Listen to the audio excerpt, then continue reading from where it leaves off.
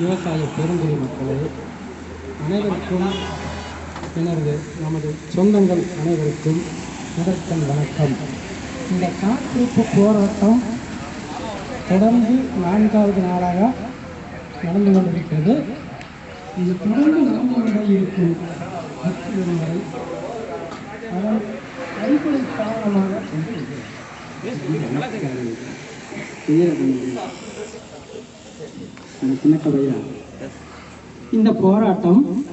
இந்த போராட்டத்தை முன்னெடுத்து நடத்தி செல்லும் ஒருங்கிணைப்பாளர் இருவருக்கும் நம்ம கபரீஸ்வரன் அப்புறம் ஆற தம்பி அந்த பேர் சுகுமார் மறுபடியும் தங்கவேலு விஜயராகவன் இவங்க 4 சந்தோஷ். அடுத்தபடியாக இங்கு சர்வ ஆளுங்கட்சியை தவிர சர்வ கட்சி சார்ந்த அனைத்து தலைவர்களுக்கும் மற்றும் வெளியூரிலிருந்து வந்து நம்மளுக்கு விவசாய அணியிலே ஆதரவு தெரிவித்து முன்னரை ஆக்கிக் கொண்டிருக்கும் அவர்களுக்கும் அனைவருக்கும் வணக்கம். நம்மளுக்காக 4 நாட்களாக இரவு பகலாக நம்ம காவல் காத்திருக்கும் காவல்துறை ஆய்வாளர்களுக்கும் அதை சார்ந்த நண்பர்களுக்கும் முதற்கண் வணக்கம். உங்களை நாங்கள் மிக்க நன்றியை வாழ்த்துகிறோம். அமைதியான முறையில் எங்களோடு தோளோடு தோல் நின்று விவசாயத்துக்காக உணவருந்துவதற்காக உழைத்தால் தானே உணவு, உழவன் உழைத்தால் தானே உணவருந்த முடியும் என்ற கருணை உள்ளத்தோடு நீங்கள் எங்களுக்கு பேராதரவு கொடுத்துக் கொண்டிருக்கிறீர்கள். உங்களுக்கும் முதற்கண் வணக்கம். இந்த போராட்டம் என்பது விரைவில் முடிவுக்கு கொண்டு வர வேண்டும். தேர்தல் நெருங்கிக் கொண்டிருக்கிறது. இதை கவனத்தில் எடுக்க வேண்டும். நமது பெருந்துறை சட்டமன்ற உறுப்பினர் அவர்கள் ஏன்னா ஏற்கனவே தலைவர்கள் பேரை குறிப்பிட வேண்டாம்னு சொல்லியிருக்கிறாங்க. என்ன காவல்துறை ஏறி விட்டாங்க, என்ன கைது பண்ணாலும் பண்ணலாம். நான் உள்ள விட்டு பொண்டு உள்ளே உட்காந்து அழுகு கூக்கு என்ன பண்ண ஒரே தனி மனிதன். அதனால நமது பாதுகாவலர், நமது தொகுதியினுடைய பாதுகாவலர் அவர் நல்ல மனுஷன் தான். கொக்கோலா நிறுத்தினாரு, அனல் மின் நிலையத்தை நிறுத்தினாரு, சிப்காட் விரைவாகத்தை நிறுத்தினாரு.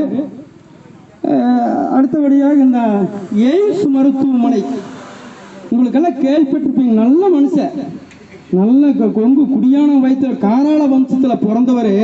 நம்ம பெருந்துறை தொகுதிக்கு எய்ம்ஸ் மருத்துவமனைங்கிறது டெல்லி சர்க்கார் போய் பரிந்துரைக்குது, போய் எல்லாம் செக் பண்ணிட்டு வா, எந்த இடத்த நீ தேர்வு பண்ணி செலக்ட் கொடு, நான் உனக்கு எய்ம்ஸ் மருத்துவமனைக்கு ஆர்டர் கொடுக்குறேன்னு. மகராசன் ஐயா குடியான வயதுல வந்துட்டு அந்த ஈரோடு டாக்டர்கள் கோயம்புத்தூர் டாக்டர்கள், ஈரோடு டு கோயம்புத்தூர் நம்மளுக்கு இணைப்பு பாலம். இவங்க 2 பேர்த்திட்ட எவ்வளவு வாங்கினாரு தெரியல, மதுரைக்கு தள்ளி விட்டாரு. நல்ல மனுஷன் பார்த்தியா, நம்மளுக்கு எல்லாம் நோயே இல்லையா? எல்லாம் இந்த கோயம்புத்தூர் டாக்டரும் ஈரோடு டாக்டரும் தான் சம்பாதிக்கணுமா? அதில் குறுக்கு இடைத்தரகர் நீங்கள் சம்பாதிச்சு போயிட்டீங்க. மக்கள் காய்ச்சல், தலைவலி, உடல் ரீதியான நோய், அறுவை சிகிச்சை இதெல்லாம் வந்துட்டா ஈரோடு போனது ஆம்புலன்ஸ் வச்சு விட்றாங்க. வையும் போயிட்டே இருக்குது பைபாஸில். சின்ன சிறுசுகளாக தூங்குறக்காகாது. கோயம்புத்தூர் மருத்துவமனைக்கு அது என்ன இப்போ பெருசாக கட்டிக்கிறார். நம்ம மினிஸ்ட்ரிகளாம் சேர்ந்து கட்டினா முன்னாடியே கோவை மருத்துவமனை, 2வது கங்கா எலும்பு முடிஞ்சா, அது போய் என்னென்னமோ இருக்குது கேச்சு எதுவும் ஆகிறாங்க, தொழில் பண்ணுறாங்க. இருந்தாலும் இது வந்து டெல்லி சர்க்கார் வந்து எய்ம்ஸ் மருத்துவமனையை நம்மளுக்கு கொடுத்து ஒரு வரப்பிரசாதம். அந்த வரப்பிரசாதத்தையே அருந்த தெரியாம இறைச்சிட்டார், வெளியில தள்ளி விட்டார் தென் மாவட்டங்களுக்கு.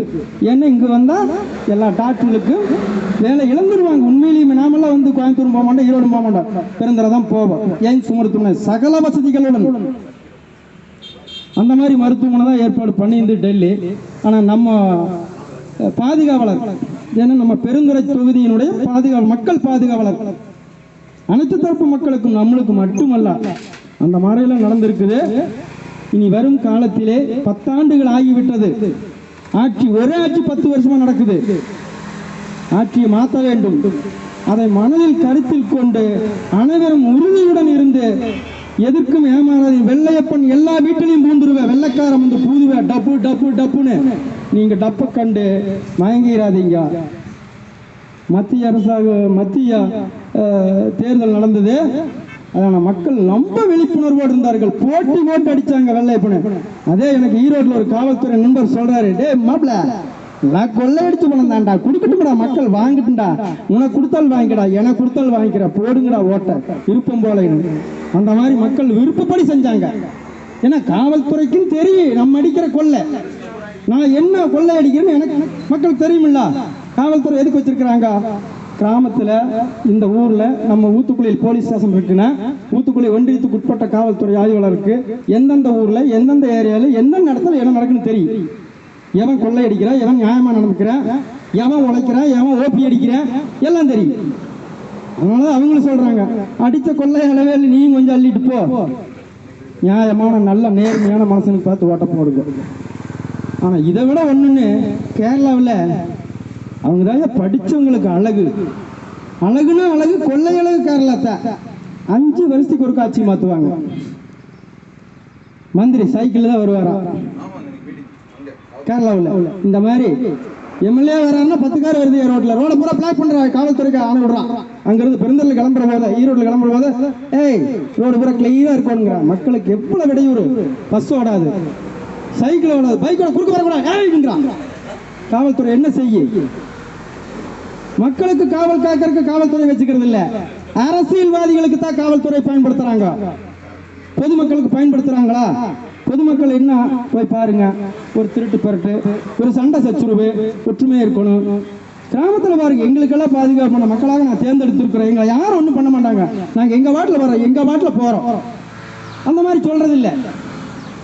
சொல்லிக்கிறாங்களா? இல்ல மக்களுக்கு பாதுகாப்பு இருக்குன்னு சொல்றாங்களா? நீங்க சாசனம் இருங்க, கிராமத்துல பாருங்கன்னு சொல்றாங்களா? நான் திருப்பூர் வரேன், நீ பெருந்தல்ல இருந்து அந்த பெருமளூர் ஸ்டேஷன் வரைக்கும் ஒரு பாலம் தவிர 2 போலீஸ் பட்டு வெயில். இதுக்கு இப்போ பெண்களை வேற காவல்துறை சேர்த்தியாச்சு. அவங்கெல்லாம் பச்சை தண்ணி இல்லாம டீ தண்ணி இல்லாம வேகாத வெயில் நின்று இருக்கிறாங்க. நான் ஒரு பெண்களை கேட்டிருக்கிறேன், கண்ணு என்ன கண்ணு இப்படி வந்து வேகாத வெயில் நிற்கிறியான்னு கேட்டேன். அண்ணா நீ கம்முன்னு இருந்தா, எங்க குடும்பத்தின் கொடுமையின் அடிப்படை காரணமாக நாங்கள் இந்த பணியில் சேர்ந்துருக்கிறோம். எங்களுக்கு ஏதாவது மாசமான சம்பளம் வருது, அதை வச்சு நாங்கள் புலத்தனம் பண்றோம். நாங்கள் என்ன செய்யறது, வெயில நின்றுதான் ஆகணும், வேற வழியே இல்லை. அந்த மாதிரியில சொல்றாங்க. தேர்தல் நெருங்கிட்டு இருக்குது. ஆனா இன்னொன்னு சொல்றேன், நம்ம இந்த காத்திருப்பு போராட்டம் நடத்தி கொண்டிருக்கும் நமது இளைஞர்களுக்கும் அதை சார்ந்த தலைவர்களுக்கும் நாம கிராமப்புறத்துல இப்ப எனக்கு வந்து செய்திகளை இரவு கிடைத்திருக்குது. அதாவது இந்த சுற்றுப்புற கிராமங்கள் ஊத்துக்குளி ஒன்றியத்துக்குள்ள, ஊத்துக்குளியிருந்து வடபகுதியில ஒவ்வொரு ஊராக வந்து அழைப்பு கொடுத்தால் அனைவரும் வருவோம், ஆதரவு தருவோம், வெற்றி அடைவோம். ஆண்கள் இருந்து பெண்கள் இருந்து இளைஞர் வரைக்கும் எங்களை அழைக்கவில்லையே என்றுதான் கூறிக்கொண்டிருக்கிறார்கள். இது நாம் அனைவரும் ஒரு குழுவாக சேர்ந்து வீடு வீடாக சென்று அழைப்பை கொடுப்போம். அழைப்பு கொடுத்தோமா ஆனால் அனைவரும் வருவார்கள், அணிதிரண்டு வருவார்கள். இந்த இடம் ஊத்துக்குளி வருடத்தில் ஒரு முறை தை தேர் திருவிழா வென்றதை போல் இந்த காத்திருப்பு போராட்டம் உயிர்மின் கோபுரத்தை தடை செய்வோம், மாற்று வழி பாதையிலே கொண்டு செல்லுக என்று அரசுக்கு வலியுறுத்தி கவனத்துக்கு கொண்டு செல்ல மிகப்பெரிய கூட்டத்தை இங்கு நடத்த முடியும். நம்மால் முடியாது என்ற எண்ணமே கிடையாது. அதாவது மனிதனால முடியாது எதுவும் கிடையாது. இதைவிட இன்னொன்று சொல்லுகிறேன், எங்கள் தலைவர் சொல்லி இருக்கிறார், ஈசன் முடியும் நம்மால் முடியும் என்று காரகோஷத்துடன் நான் என்னை பேச வாய்ப்பளித்த அனைவருக்கும் நன்றி தெரிவித்து விடைபெறுகிறேன். நன்றி, வணக்கம்.